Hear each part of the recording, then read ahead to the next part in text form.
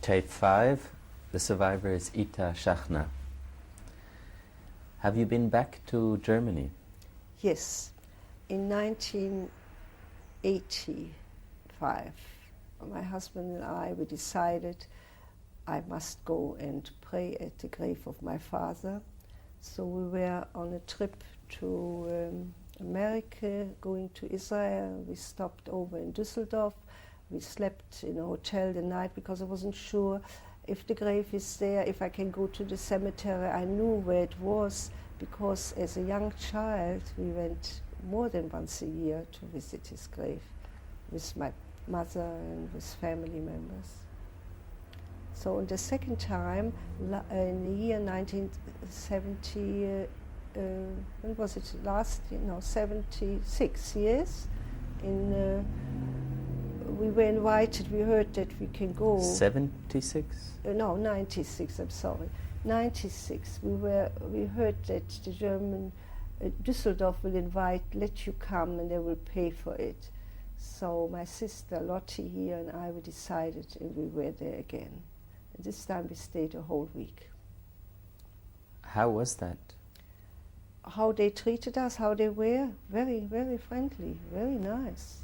The two women who took care of us, very polite, very nice, as if they were apologizing for what happened. They took us around, very nice. We had no complaints. What did you do in that week? Yes, we visited old places and new places, places we had forgotten about.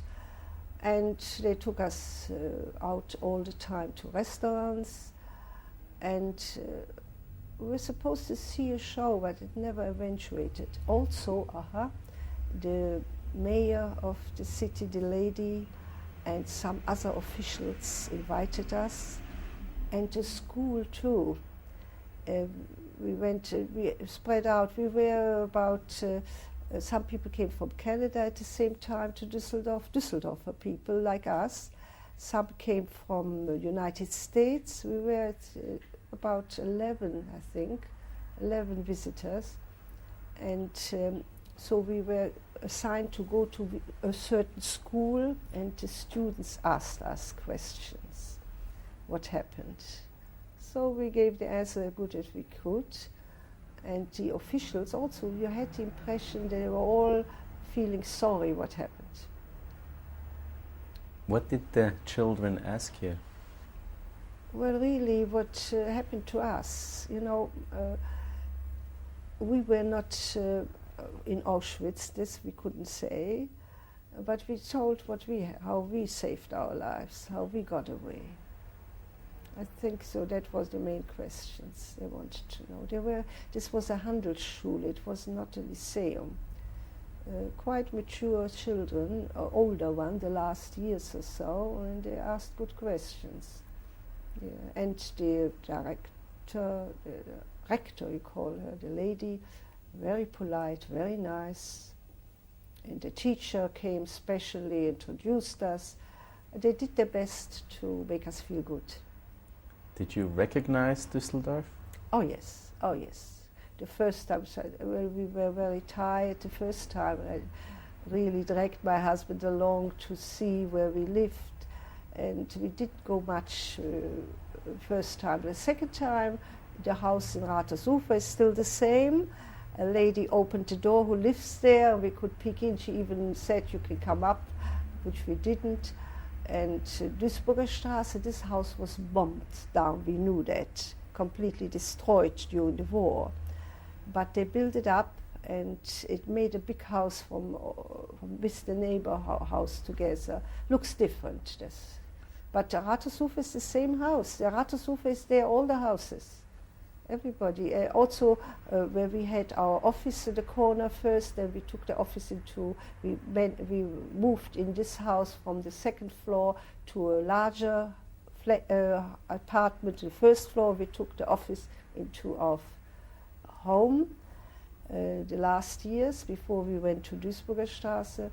And we even, I don't know if my sister told you, there were people living there who got in touch with my sister, was a good friend of my sister when she was in Düsseldorf, my sister Hella, and they are in America, and she's now in touch with all of them.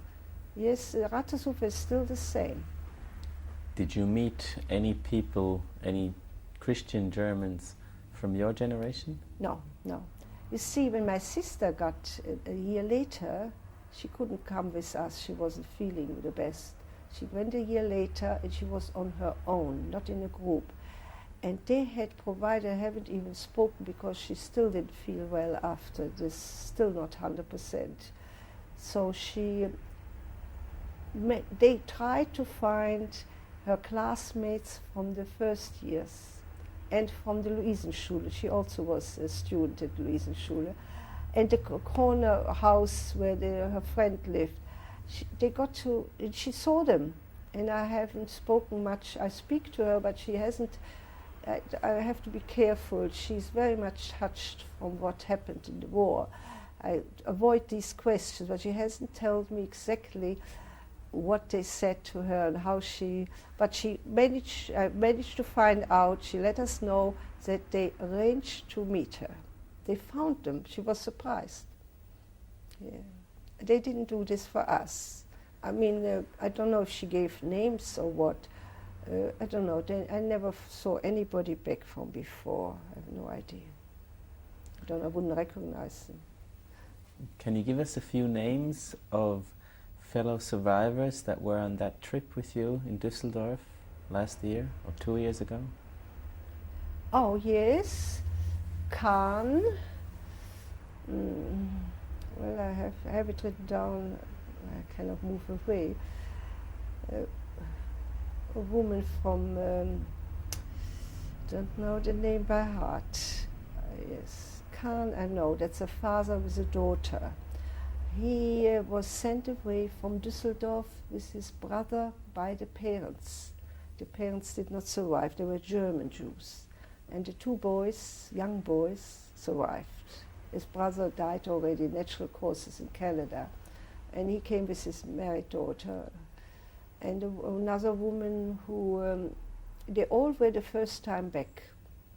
And now my sister corresponded with one of them, and he said he made another trip, and he was in Düsseldorf again. Yeah. He had, when we came to the places where they have certain, where we also got my sister's picture, what she drew when she was a little girl in the Jewish school. There were also certain names already on the wall, on the ceiling in this place. This Mahnstätte, I think they call it, Gutmachung or something. And his parents' name, his parents' pictures were there already. He probably sent it in earlier. He was in touch with them. We never did. From them, I got a booklet with names, people who they knew survived the war and where they are now. And yes, I have certain names. The people who were with us in Düsseldorf, I have them written down somewhere, but I haven't got it in front of me right now. Nice people, they came for the first time. Some were very unhappy. They went to another cemetery, and they said it's in terrible shape. The first time when I came to the cemetery where my father's grave was, it wasn't standing straight anymore. You know, he died so many years ago. And I asked them, will you do something about it? They said, well, we'll let you know. And when they wrote here, they said, well, I was already back here. They said, no, unless on your own expense. And I said to myself, this time when we are there, we will have it fixed. And they had done it on their own. It stands straight, it's an old, the writing is not the Jewish writing, which was usually gold or silver from the inside, was washed away. It wasn't the stone, I knew how the stone looked, I remember it. But what is good, his birth date and his date of when he died was in the stone that you cannot take it away. You know, you must see it, and this is still visible. This is a good thing to know. After years, the writing washes out eventually. Maybe not now. What they do now is better pay. And yeah. So his grave is there, and it is for us, especially for children. It's they should go and pray to the fathers at parents' grave. As you have to honor our ein Gebot is to us. We have to honor our parents, that we will have a good life ourselves. We have to do it when they are not with us anymore. So I don't know about my mother and not my sister. There is no... yes, in Yad Vashem, I think I gave the names in. Yes, I did when I was in Israel, yes. But that's all we can do. We keep the yard site. We made a yard site. We don't know when it happened exactly, so we made up a date. Every year we remember this. That's all we can do. Yeah. Itta Schachna, is there anything you would like to add to your testimony, like a message for people who are watching you today? A message? How to survive such a terrible thing? I cannot, I wouldn't know. We have to accept everything. We, as a religious person, we say it's all from God. And unfortunately, not everybody does this. My sister, Hella, she was a young girl, much younger, 3 years younger than me. She was brought up the same way like me, but this disappointment she had in the war, she is not religious anymore. She will not do it, will not change. And so some give up the religion, some do. But I think you can hope always when you have religion, you hope, and life is a little bit easier, I think, when you have hope in life, no? I think so. So I was brought up that way. I see no reason to change, and we all remain the same way. So I cannot give a message. I don't think bad of anybody who gave it up. I can understand.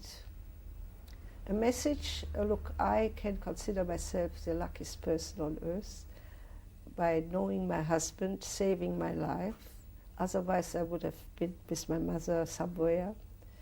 100%, because I don't think even if I would have been at work, my sister Hella was the lucky one also to survive, but unfortunately she's still suffering from it. And I had a good life until now, when he left me, so I cannot complain. I'm a lucky girl. I think so, very much, yeah. So I cannot give any advice to anybody, not smart enough, and I wouldn't even know what to say. This was a matter of luck to survive. That's what I see. Because good people didn't make it, and why this happened, I don't know. Nobody knows the answer, I think, no? Have you heard an answer about that? Nobody can give you an answer. It's a very sad time, and I feel sad for the people who were affected physically and they couldn't be happy. They suffer, still suffer, and time goes on. You have good times, you have a family. You don't forget, but I'm a person who never forgets anything. I can forgive certain things, but this is unforgivable. But I forgive on the whole, I forgive people when they do anything wrong to me. No matter what, it wasn't many major things, but I forget. I don't forget, I remember everything. Something I never forget, or from the past and from the present. And now in my age, you get forgetful a little bit. So let's hope I still stay well as long as possible. What can I say? What are you still looking forward to in life? Yes, I want to see all my grandchildren married. That's all. And then they will take care of themselves. They don't need me to look after them. They're not hanging on me and wait for me to support them, nothing. They all know how to take care of themselves. They're not the type, we haven't brought them up that way. Excuse me. We haven't brought them up that way. They look after themselves, they take care of themselves, they respected us, they've seen it by their grandfather, by their father. The Schachna family was a very quiet, respectful family. My father-in-law was an exceptional man. When his wife died, he came to live with us for 5 years before we came to Australia. I can say a gentleman of all gentlemen. And so my husband the same. Was brought up that way, he respected me, and so the children saw that. And I think that is, and they are wonderful husbands. I don't talk about providing well, but they respect their wives. That is more important. And let's hope they will have the pleasure from their children, which are a little bit spoiled now. But I hope they appreciate it. They are very fine children. And that is all I wish for. I want to see them married, all of them. Only 2 of the 6 are married, and they're growing up fast, and be at their weddings and enjoy it. Itta Schachna, thank you very much. Thank you. Tell us about this picture. This was done in Sokolov, Poland. In the first row you see my auntie Ruchce Vetter, born Birnbach, with her husband Chaim Vetter. My grandparents, the father of my father, Zvi Birnbach. Which one is Zvi? With the white beard. And my grandmother, his wife, Pessel Birnbach.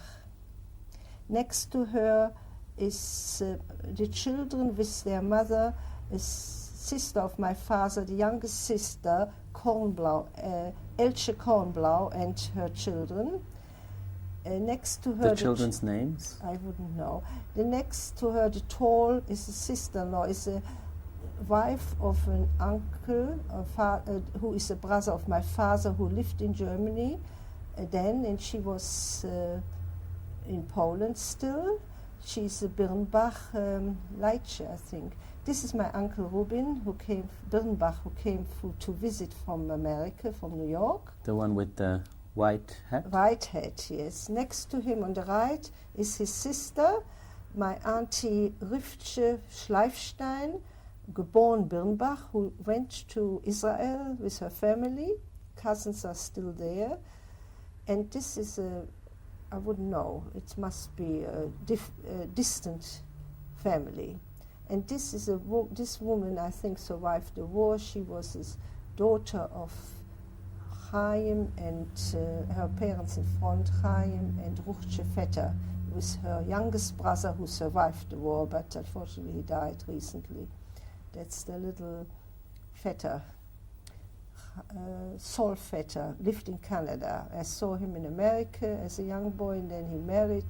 He had a son and lived in Canada, and he died recently, I heard. How many in this picture survived? Oh yes, the 2 on the left, the sister and the brother, the little brother and the older sister, that's what I heard. She survived with a daughter. And survived. The tante in the middle on the back row next to my uncle Rubin from America, she went early enough to Israel and died of natural causes. The rest, my grandparents died before the war on natural causes. But the rest of the family perished in the war. When was this picture taken? Well, in 1926.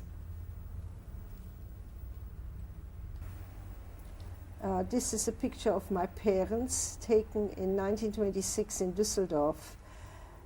My father's name was Leibisch Birnbach, and my mother, Reisel Birnbach, geborene Weinmann.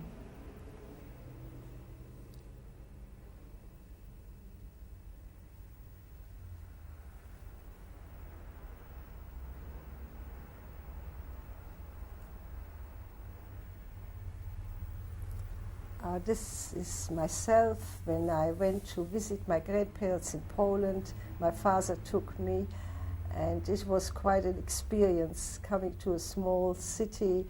The whole family around me, they were so proud to show me off to everybody. This is my grandparents from my mother's side. This is Reisel's daughter. They kept on saying, the whole city came to have a look at me, not only at me, at my suitcase, my clothes, everything was something they have never seen before. Because I come from the big city, and I wasn't always happy there because my father left me alone. I was only 5 years old, and they meant so well. They gave me things to eat that I never liked before, and they didn't know what to do with me. They were so happy to see me.